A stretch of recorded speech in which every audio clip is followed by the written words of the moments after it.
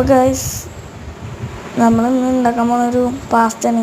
അതിനായിട്ട് നമുക്ക് എന്താ വേണ്ടിച്ചാൽ പാസ്ത തിളപ്പിച്ചിട്ടുണ്ട്. നമുക്ക് ഓയിൽ ഒഴിക്കാൻ ചട്ടിക്ക്. നമുക്ക് ഫസ്റ്റ് വെളുത്തുള്ളി ഇട്ടുണ്ട്, നമുക്കൊന്ന് ജസ്റ്റ് ഇളക്കി കൊടുക്കാം.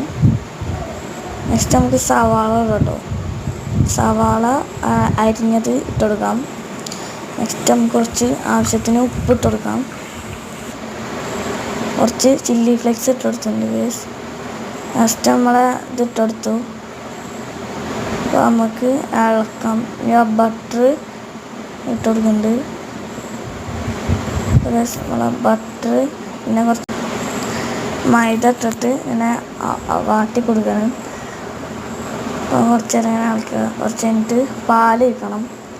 പാൽ ഒഴിച്ചിട്ട് ഒന്നും കൂടി അങ്ങനെ ഇളക്കിയെടുക്കുക.